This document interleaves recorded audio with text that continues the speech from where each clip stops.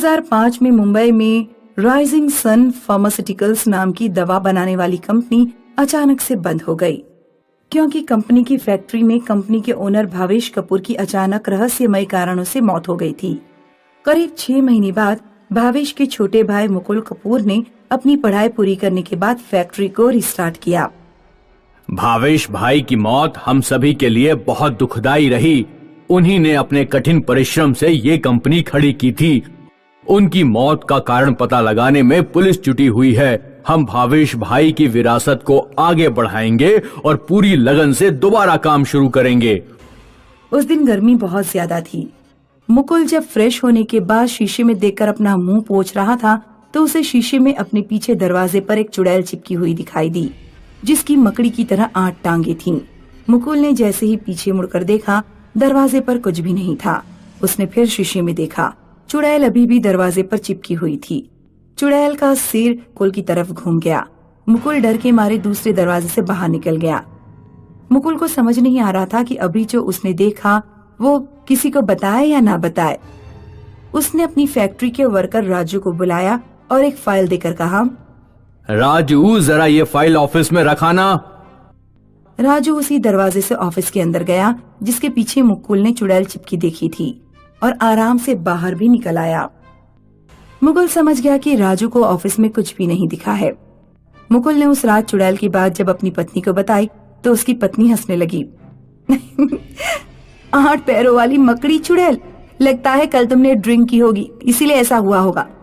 नहीं, मैंने ड्रिंक नहीं की थी। मुकुल ने उस बात को दिमाग से निकालकर काम पर ध्यान लगाना चाहा। अगले दिन मुकुल ऑफिस में देर रात तक काम करता रहा। फैक्ट्री के सारे वर्कर्स भी अपने अपने घर चले गए। मुकुल रात के 10 बजे गैरेज में पहुंचा और कार लेकर घर की तरफ निकल पड़ा। रास्ते में उसे लगा जैसे कोई उसकी कार के ऊपर कुछ ठोक रहा है। मुकुल एक सुनसान रोड से गुजर रहा था। कार के ऊपर ठप ठप की आवाज सुनकर उसके हाथ पैर सुन्न पड़ गए। मुकुल ने साइड से कार रोकी और उतरकर देखा। कार के ऊपर वही मकड़ी जैसी चुड़ैल बैठी हुई थी। चुड़ैल मकड़ी की तरह मुकुल के ऊपर झपट पड़ी।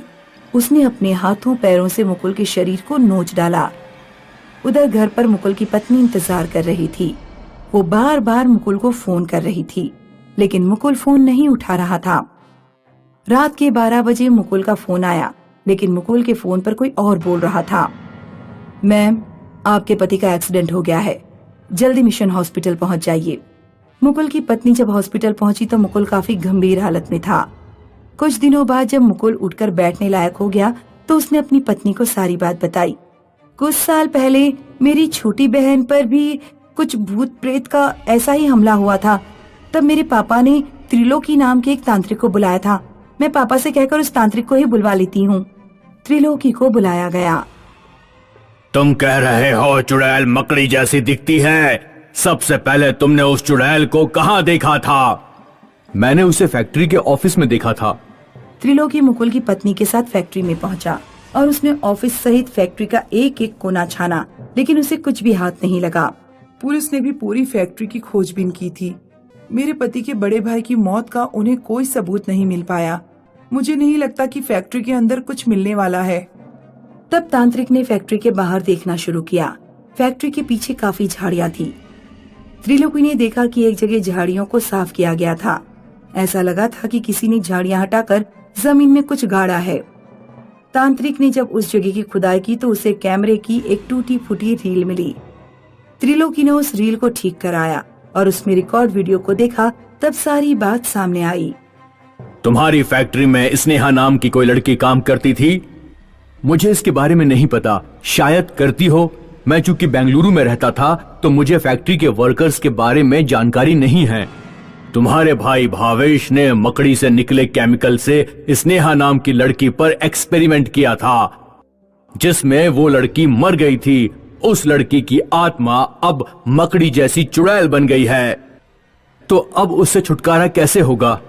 अगर उस चुड़ैल के मकड़ी जैसे पैर काट दिए जाएं, तो उसकी आत्मा अपने इंसानी रूप में वापस आ जाएगी और उसे मुक्ति मिल जाएगी। चुड़ैल की टांगे काट पाना नामुमकिन है। वो बुरी तरह हमला कर देती है। मुझे लगता है कि मुझे फैक्ट्री बंद करनी पड़ेगी। कोई गारंटी नहीं है कि फैक्ट्री बंद करने पर वो तुम्हारा पीछा छोड़ ही दे। वो तुमसे अपनी मौत का बदला लेगी। बेहतर होगा कि तुम उससे मुक्ति पाओ। मेरे पास एक तरीका है जिससे उसकी टांगे काटी जा सकती हैं। फैक्ट्री के एक बड़े हॉल में मुकुल को एक किनारे पर बेड पर लिटा दिया गया। हॉल में अंधेरा करके हॉल को बंद कर दिया गया और सिर्फ उसका एक दरवाजा खोला गया जिससे चुड़ैल अंदर आ सकी। रात के 12 बजे चुड़ैल हॉल में आई। हॉल में केवल मुकुल पर रोशनी पड़ रही थी, बाकी पूरे हॉल में अंधेरा था। तेरे भाई ने नौकरी देने के बहाने मुझे फैक्ट्री में बुलाया और मेरे ऊपर एक्सपेरिमेंट किया। तेरे भाई से तो मैं बदला ले चुकी हूँ, अब तेरी बारी है। चुड़ैल जैसे ही मुकुल की तरफ बढ़ी, उसके 8 पैर जमीन पर रखे लोहे के शिकंजों में फंस गए। शिकंजे पहले ही प्लानिंग के तहत जमीन पर रखे गए थे। तांत्रिक ने तुरंत ही हॉल की लाइट जलाई और तलवार से चुड़ैल के 8 पैर काट दिए। पैर कटते ही चुड़ैल की आत्मा हमेशा के लिए गायब हो गई।